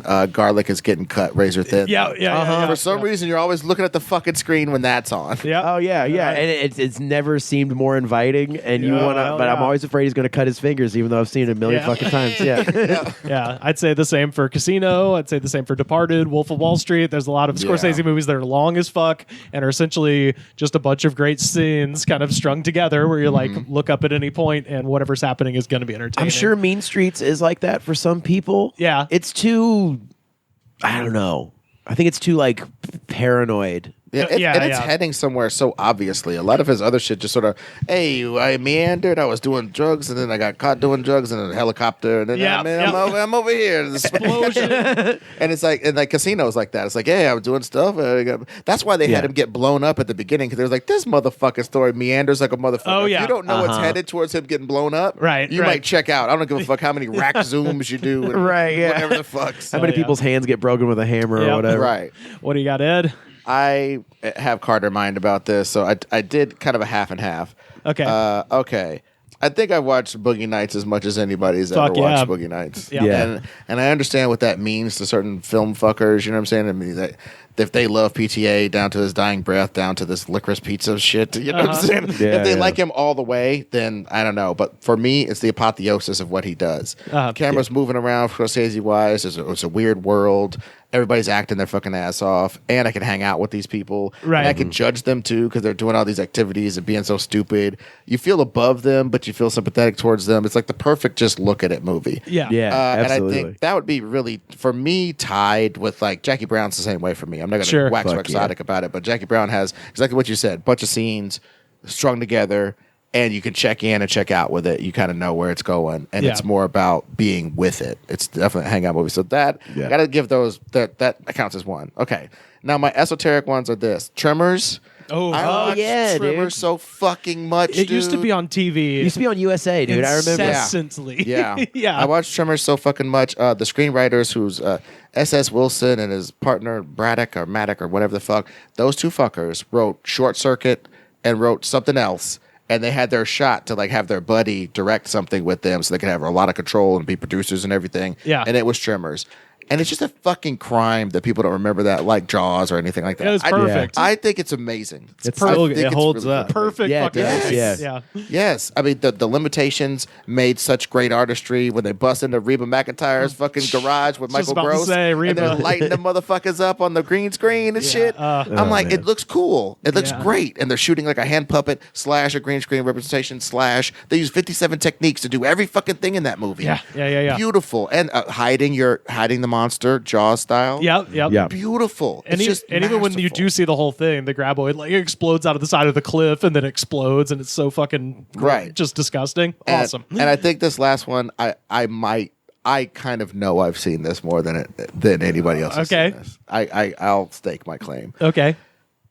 It is the Chuck Norris suspense vehicle, Silent Rage. Oh, I haven't even heard of that one. All right. Okay. Now, Silent Rage, I just read the box last night because I was over some screenwriter's house, and I forced them to watch it. Yeah. So I just got another one under my belt the other day. You know what I'm saying? At somebody else's house. That's how much I watch this motherfucker. I make people watch it. So he had a bunch of videotapes, and I picked Silent Rage out. Silent Rage, on the back of the box, it says something like 6-time world karate champ, which tells you how early in Chuck Norris's career this is. Oh, yeah. Because they're still touting his karate victories. They don't even say the motherfucker fought Bruce Lee. No. Right. Karate champ, Chuck Norris, in his first suspense feature. That's what the tagline is. And basically, he plays a small town sheriff. Stephen First, if you know who that is, he's like a fat character actor from the 80s. He is his deputy. And there are these podunk people, and there's this guy who goes crazy one day and kills all the people in his boarding house, and then he gets shot up by the cops. And then when this super liberal doctor, played by Ron Silver. Okay. Full beard. Fuck yeah. Ron Silver's beard. That motherfucker looked like he's always playing in Planet of the Apes or some shit. Or Teen Wolf. He's either the dad in Teen Wolf or Planet of the Apes. He shows up and he wants to save the guy from getting shot by the cops, and the cops shoot him anyway. He's like, that was my patient. You shot the shit out of my patient. You fucking ACAB or whatever. Yeah. And then so they load this dead fucker in the paddy wagon, take it back to the hospital. The hospital has this experimental wing where they're working on these drugs. His colleague pumps him full of this super soldier serum that makes him instantly heal and fucks his brainwaves up even more than they were. And so there's this killer Frankenstein that is born. And so Chuck Norris has to fight this killer, unbeatable Frankenstein guy. They shoot him, they kill him, they set him on fire. Fuck. All this kind of I like that they're calling this a suspense film. Is he finally defeated with a spin kick? Dude, he does so many spin. The thing is with the movie, what I love about it is when you see when I sell my screenplay, you'll see that I ripped off Silent Rage. I just inverted it. But basically, Chuck Norris doesn't kick anybody or do anything. He beats the bad guy kind of, and he gets him handcuffed, and then the bad guy breaks out of his handcuffs and gets shot. So that's kind of a fight. But 40 minutes hence, the only fight he has is with this biker gang that does not figure into the plot at all. It's just there for you to see Chuck Norris whoop some ass. It's because you're waiting for like an hour and a half for him to fight this bad guy in the end. And when he does, the bad guy whoops Chuck Norris' ass. Chuck Norris gets hit more times in that movie than Steven Seagal did in his entire career. Oh, yeah. Well, that was a contractual thing. Of course. Seagal, yeah. But in the end, all of a sudden they show this Deus Ex Machina well, and he kicks the guy down the well. That's what they could afford. You know what I'm saying? Okay. They set him on fire briefly. They had a car crash. They were like, we're good. You know what I'm saying? and they did the healing effect of like cutting his chest and his chest sealing back up. They did that with like some kind of just practical effect that was really affecting. Oh, shit. But yeah, the movie cost $4. But anyway, Silent Rage, you guys you don't have to see it. I need to now. But it's crazy how often I've seen it and how much I see in it every time. You know, like it's really, I don't want to say good. Yeah. I can't say good, but I've watched it more than anybody's watched it. Oh, hell yeah. What do you got, Sam?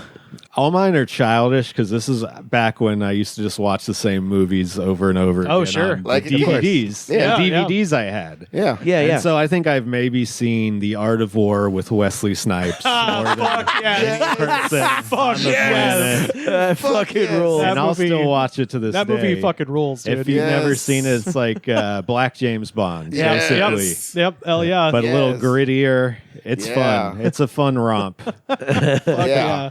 Also, I was going to say Battle Royale, the Japanese movie. really? I used to watch that a bunch. Man, here's the old man shit. Here it comes. Used to get that shit delivered on Netflix in the mail because that was the only place you could get it in Alabama. Yes. Oh, yeah. Yeah. Yes. Yeah. Fuck yeah. And then I guess a good one for me would be Big Trouble in Little China. Oh, Watch man. that a Fuck lot. yeah. I think that almost made my list. Yeah, I've watched it so much. I wore that DVD out. That was also they would play that on USA at night. Yeah. Only at night though. That was Yeah. like USA Friday Night Flicks. But remember when you first, as a kid, saw Raiden and you're like, these motherfuckers his bite. Yeah, definitely. Like if we were all detectives, like one more question. Did you see Big Trouble in Little China before you programmed that Raiden? Come to find out, they openly just ripped it off. Yeah. Oh, yeah. And then fucking honorable mention Ricochet. There was Ricochet was with John Lithgow. Oh my god! For some reason, there's a summer when I was watching HBO a lot. It was on every day. Every time I'd see it was on, I would watch it. I think I bought the DVD. It's such a funny, stupid, bad movie. Dude, and it is that kind of bad where you just like, you celebrate the choices, right? Like he gets famous, he's the first like social media cop. He gets famous for like shooting behind the back shot. Yeah. And he becomes DA and his life gets torn apart by this bad guy he put away. The bad guy played by John Lithgow who's putting phone books on his body so he can have gladiator fights in jail. Yeah. It's crazy, man. There's so many choices in there. Like he gets chlamydia or something or gonorrhea from a Oh yeah, in there, and then it incriminates him so much. His wife even turns on him like, "How the fuck did a criminal mastermind getting you chlamydia, motherfucker? How the fuck did that happen?" And he's just so down bad in that movie. That shit is fun. And then Ice-T saves him. That's right, dude. It's funny you bring up the childhood thing too, because like I think that's probably more accurate. Like as much as I want like the movie I've seen the most to be Blade Runner, I'm sure it's like Billy Madison by like a fucking large margin. Or like Training Day. I watched that so many fucking times. Yeah. Oh, yeah. There was a period right around 2000 where if you walked into somebody's house, chances are it was either Training Day, Fight Club, or Jay and Silent Bob Strike Back, or The Matrix. It was one of those. The Matrix. Or Little Nicky. The Matrix. Oh yeah, like we've all seen the Matrix at least like 20 times. So like many each of us times we have. forgot about it. Yeah. Oh, you know what? Honorable mention for me too. Speaking of that '90s shit, I think I've seen Fight Club a bunch of times, and it's a politically loaded thing to say now because people are media fucking illiterate. And yeah, exactly. People don't fucking get it. Yeah, people are so fucking media illiterate that they don't get how you could watch that. But I had the DVDs.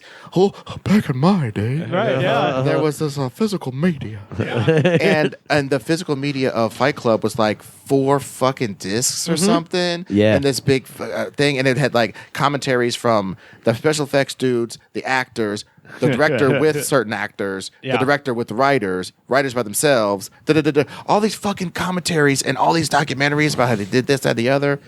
It was fucking-tastic. I watched it so much. Hell yeah. Well, shout out to @Harry_Hood for that question. Got time for one more. And I kind of changed this one up, honestly, because I don't know the answer quite to what he's asking, but you'll see. At Ding Dong 666, listening in the UK, wants to know. He says, "As I always do this, top 3 support acts that you've missed at gigs." And I was like, I don't think I remember any of the opening acts I've missed, but I definitely remember opening acts I saw. The problem was I wasn't. Yeah, there, yeah, exactly. Yeah. So I couldn't tell you that, but I could tell you just go best openers, best opening acts, and I'm opening this up to comedy, music, whatever. that like walked away with it. Yeah, or they were just great. or they were just like fucking memorable. My top 3, number 3, January 30th, 2010. I saw the Dexatines open for Drive By Truckers at Jupiter Bar and Grill in Tuscaloosa, and I had seen the Dexatines once before and didn't know who they were and liked them a lot. And then in the intervening like 4 years, I'd gotten a hold of one of their records, and they just fucking destroyed. And that was the shit. Number 2, I saw Fleet Foxes before anybody knew who they were, opening up for Dr. Dog at the Bottle Tree, and that was in 2008. And then my number 1, this is the first, and as far as I remember, only time I ever went to a show to see the opening bands and just actively hated the headliner, which is there was a mid-2000s indie band called Mates of State. I remember them. Yeah. That they genuinely like just made me fill with hatred. Like I hated them so much, but they were playing Mates of Hate. Yeah, they were playing at Variety Playhouse in Atlanta in 2006, and their openers, Magnolia Electric Company and Destroyer. Oh man! And so I went and saw fucking Magnolia Electric Company, Destroyer, and then promptly left. And it was great because then I was in like the fun part of Atlanta, just with a few hours to kill. So gotcha. That's my top 3. I think I like opening bands the most. A lot of time. I mean, that does happen, or at least like when in my formative years. Yeah, absolutely. It was like, I don't know, having my mind blown. Like I remember I went to go see when I was a kid, me and my brother went to go see Foo Fighters, and we were like about as big a fan as anyone. Sure. During the Learn to Fly era of Foo Fighters was. And then this band opened called Cave In, and I love Cave In. They're like one of my favorite bands to this day, and I just like blew my mind seeing them. So yeah, that band. There's this band called Torch that I've only seen open for bigger bands, but they're one of my favorite bands. They just like called it a day. I think they like are not a band anymore, but like they just opened for Meshuggah at the Palladium. I paid the price to see Meshuggah just to see Torch. Okay. And Meshuggah was great too, but Torch was incredible. But that's a good thing you did, because if they've disbanded, that was good. Yeah, well, I mean, I was that was they I think they said it was going to be their last tour, but okay, I don't know, they're fucking great. And you always get there on time because you never know. Yeah. If the opening band's good, and if not, whatever, you can hang out, be on your phone. It's fine. Yeah. I went to go see this band Super Crush at Genghis Cohen. Oh, sure. They're this fun, like kind of pop band, like power pop band. Uh-huh. And the dude who opened was this guy named Mo Troper, and it was fucking great. Like I don't know, it was like everyone just kind of like. It took him like forever to tune his guitar, and everyone's like, "God damn, dude, when's this guy gonna like fucking get on with it?" And then then he played, and it was just like immediately everyone was like shocked at like how great it was. So like that was like the most recent time where I was like walked away kind of being a bigger fan of that guy. Okay, what do you got, Ed? Mine are all old because I'm old. And that's okay. I definitely concerts. I'm talking about even when I got to be like 22, I was like, you know what? No. I can't do it. I was a premature old man as far as standing around with a bunch of strangers smoking dirt weed. I just wasn't into it. I couldn't do it. So, but when I was a young man in my youth, one day I did security. Basically, I got drafted to do security for this dumb show, and we show up to do the show, and it's Goody Mob and the Roots opening up for the Fugees in Columbia, Missouri. Holy fuck! I'm as close to the Fugees as I am to you guys in this room right now. And I'm just like, and I just turned around and started watching the show. You know what I'm saying? Because everybody was chill. You know what I'm saying? So like, I didn't do any security or anything. I just sort of was right there looking at it, and it was fucking. I'm talking about like fucking Goody Mob at the height of like doing cell therapy and all that shit. Yeah, so food. Okay, what I said, yo, Cole, what's put up next? Man, when CeeLo was still rapping, dude, fucking, it was incredible. God. And like then the Roots come out and they do like Inagata Davida to the tune of Iron Man, and then put a Bring the Pain verse on all of it. Type shit. It's just stuff that only a band can do. They still do that shit. Just fantastic stuff. It blew me away. But I can also answer the question of which one I didn't see. I was hardcore hip hop. I was East Coast hip hop. I told you about all the Missouri people being down with West Coast shit, but put on some slow ass, sad, Mob Deep fucking project music, and I was in heaven. You know what I'm saying? So like, and I love Wu-Tang, and like we were like lyrical, miracle, spiritual kids. Yeah, you know, with our backpacks on. So we love that shit. And rap about comic books and nonsense plus street shit. Oh, love it. So Wu-Tang was our favorite shit, and so we got tickets to see Rage Against the Machine and Wu-Tang. And then somebody said that Wu-Tang wasn't going to show up because ODB got sick or something like that. And it was a vote in the car as to whether we were going to leave or not. And we left. Oh, shit. I didn't get to see prime Rage Against the Machine because we were sad hip-hop boys that were mad that Wu-Tang wasn't going to be there, and we left. Damn. So that's understandable. That's one that I missed. I missed that one. And the last one is crazy and really niche, but back in the days, my girl and I had separate cars. We were going to a comedy show, and we were going to canoodle afterwards. She gets pulled over, and I have to like stop because she gets pulled over. I'm like, oh, I got my bitches alone with a cop. You know what I'm saying? Like, I gotta fucking make sure this is okay, but at a safe distance. Right. So like, she gets her ticket, everything goes fine. We get to the show hella late. And we go, and I think I missed the opener or the MC. We get seated, and it was Dov Davidoff like 15 years ago. Oh shit! Dov Davidoff ripped that fucking place apart. Yeah. There was no stone unturned. The fucking piano flew off the improv stage and impaled somebody. Stupid how amazing he was at comedy on that night and in that era. I'm not saying he's worse now or better. I haven't seen him in years, but I'm saying at that moment. he was Captain America with Thor's hammer. Dude. In that moment. I have a comedy honorable mention.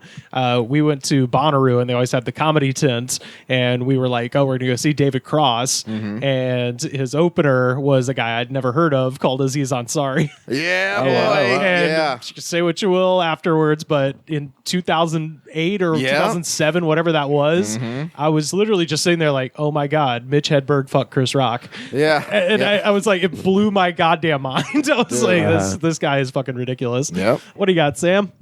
I saw Mitch Hedberg open for Dave Attell and Lewis Black. Oh my Oh, yeah. God, Yeah. dude. Damn. So Yeah. I saw that.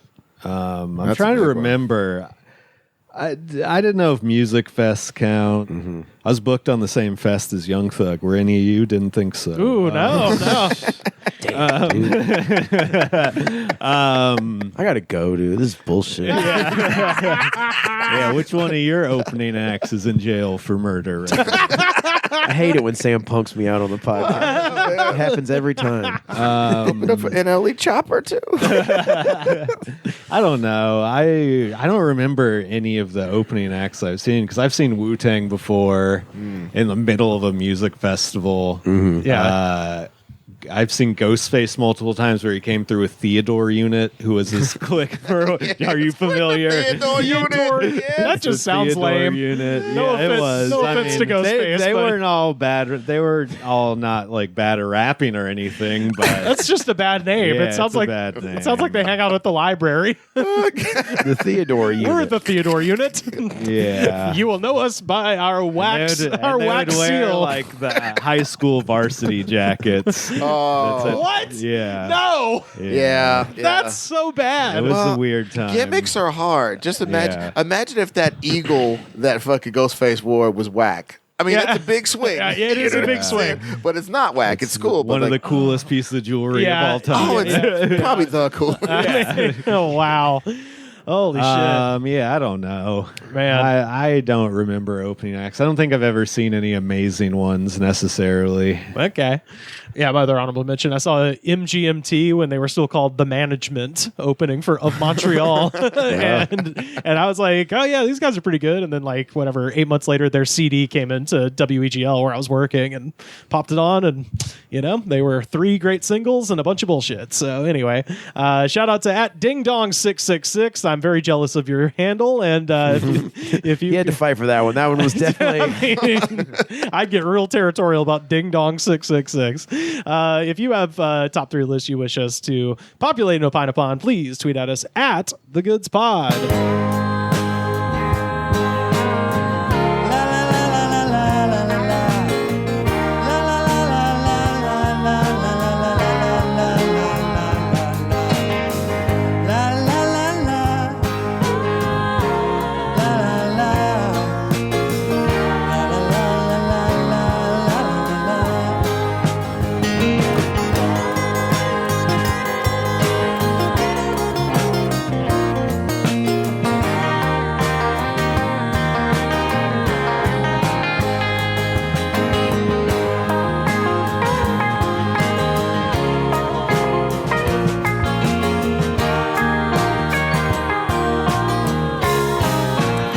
Oh, nice marmot. Fellas, we have time for just one more segment. And of course, this is our jam of the week. Oh, speaking of Kansas City, Oh, God. because you know the comment section of Charlie Parker isn't as lit as you would think. So, Ooh, there's that sweet bebop. My grandson. yeah, shit. I used to quote a Negro fellow. I mean, if it was that, I would have included it. But no, it was just a lot of people being like, "This is great." So Who is this again? I had to find another Kansas City band, and we haven't checked in on this band in over a year, and I'm glad that I did because this is Puddle of Mudd. I was gonna say this is Control. This is Control. This is their This one. Yeah, this song's This one, yeah. song sucks real bad. Yeah, this is. Yeah. Of all the Nirvana ripoffs, this band is the most blatant and the worst, and probably made the most money. Oh yeah. Well, and as somebody said about, I think they said about "She Hates Me." This is music that's playing in the movie theater before the movie starts. Yeah. At about this volume, and someone's asking you questions about the cast of Gilmore Girls. or Yeah, something. exactly. Yeah, it's like, oh, did you know the T-Rex didn't work for a little bit in Jurassic Park? They had to fix it. But this is Puddle of Mudd, and I did have a Wes Scantlin update. Of course, their lead singer just can't not get arrested. He gets arrested all the time. And most recently, this somehow flew under my radar. February 27th, 2023, Puddle of Mudd frontman Wes Scantlin was arrested for trespassing on a property that he used to own in the Hollywood Hills. If you remember last time, Maybe he left something. I don't know. well, so he's already been arrested for fucking with his old house that he can't afford to live in anymore. Last time he came at it with a chainsaw and like sawed out like the alarm system or something, like a fucking maniac. Dude, that's a callback to me with my old house. With my childhood home, I just want to fucking fuck those guys up for making it better. He really can't go home again. I know. Yeah, he really can't. By court order, can't go home again. But he did. This time, he was a little more chill. He just parked his Hummer in the driveway and refused to leave. That's the best part. I love the way you smack my ass. Yeah. Oh, people definitely commented on that for sure. But yeah, anyway, so that's his most recent thing. He got arrested for parking his Hummer in a driveway and refusing to leave. This is also the same house where he built the fake bomb to deter car thieves and had to shut down the neighborhood for a while because they were like, hey, that looks like a bomb. And it's like, it's supposed to look like a bomb. It's to deter car thieves. Chug, chug, glug, glug. Fall down, hit eye. So anyway, that's the Wes Scantlin update. We'll, I think I want to do Puddle of Mudd once a year just to see what the most recent thing is. So Blurry, coming soon.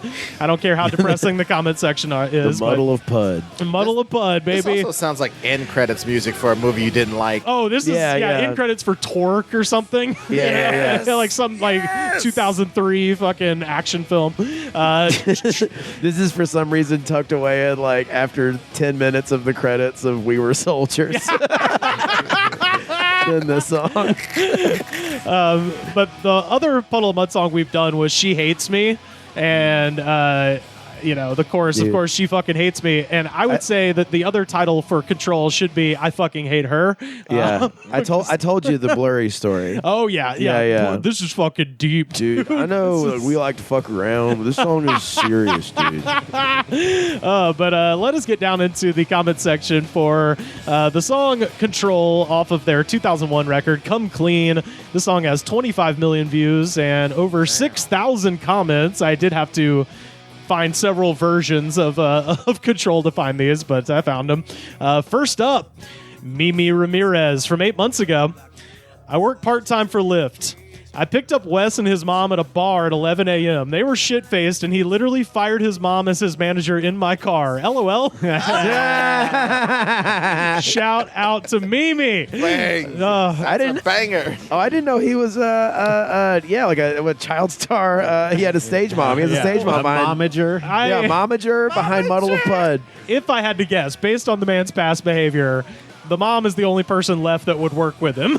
Well, I don't think the mom was the original manager. His behavior is very like Bieber-esque. Yeah, a little bit, except he's 50. You know, Is he 50? I mean, he's coming up on it. Jesus. Yeah, if he's not already. Carrot Top 1993 from 11 years ago. Fuck you, Haley. Fuck you, Laura. Fuck you, Megan. And fuck you, Jessica. Damn. Got him. Carrot Top, chill out, dog. Maybe he needs some self-alone time. Yeah, he's the inverse Lou Bega. I don't need these hoes in my life.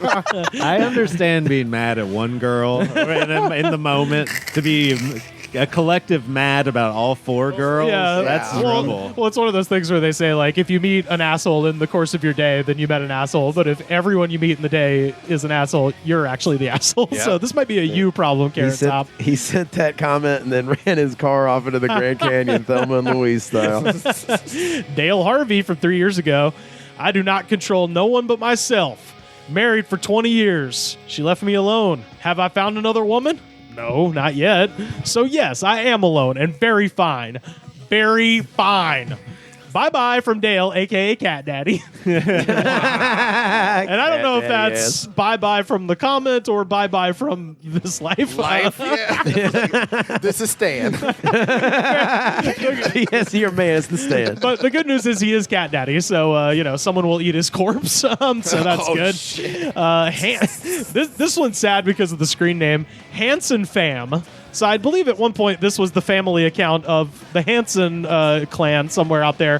Hanson Fam from 1 year ago. Or their fan club. Yeah, or maybe it is for Hanson, but I'm going to go with this one based on this. After my divorce, I dabbled with other women. Every time I think I want to settle down and get rid of my Corvette, I listen to this song. And then The Corvette is the sign that I'm a free man. That hits. A lady is says- going to want you to turn in your vet. there's Why more. don't you just get a Subaru? He could have and should have stopped there, but there's more. I every time I think of getting rid of my Corvette, I listen to the song, and then I rip this song, and I'm right back to "Fuck You" entitled "Vaginas." I'm not selling my Corvette. In fact, I'll get a second one before another woman wants a joint bank account. Not happening. So the Hanson family account is fucking going nuts right now. It's a family. 2 vets in the front yard, no family. 2 vets, no kids, 2 balls, 1 dick. Look at this IROC though. Look at the IROC. I rock, me rock, and no one else. There's no we. PlayStation 1, 2, 3, 4. Let's go. I Rock Z, green. Transam, red. Fucking Firebird, black. The Firebird's got to be black. Yep, definitely. She wants me to get a Honda Civic, y'all. Daryl Traeger from 11 months ago. This makes me glad to be a heterosexual's male. Cool. Male. Cool, man. He's a real heterosexuals male. You know what I mean? I am human. Is the AI trying to say man's man? It's like he's a conehead. Like must consume mass quantities of shitty rock. Joel Neely from 2 years ago.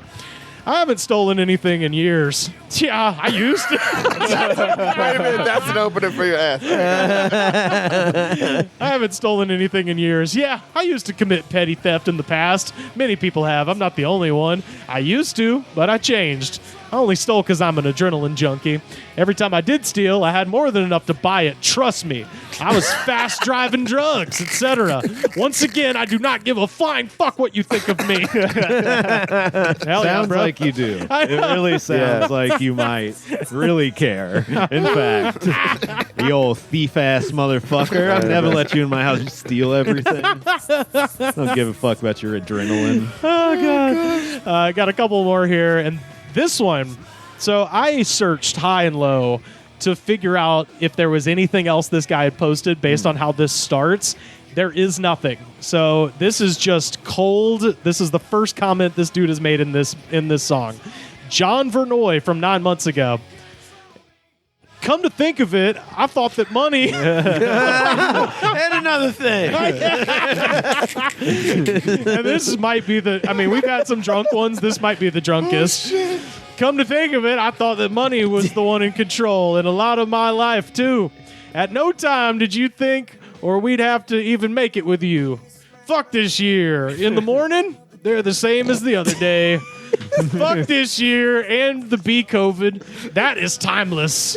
Kind of not really being there for all of the dirty things you do. Whenever you want me to let you money control you, I'll swerve to come back wherever I am, America. You and you both. And you and me, though, I love you. Glad you're doing it for the topper. Tape, topless, toplessing, top car, top bar, and lesbians? No! But I thought, yeah, I too, LOL. Manky too, running May. Can you not leave me a stage in 22? And he pushes through the crowds off the stage where you could never match my love. Hell's bells, the end. I love you, Noah Leno. I love you, Autumn Devon. Lies! So Yeah. that was a journey. A very, very manic man. Yeah. Yeah, that was like the guy from Lolita.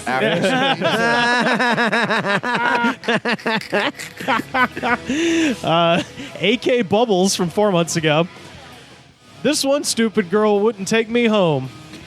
That Damn, dumbass. That literally the next word.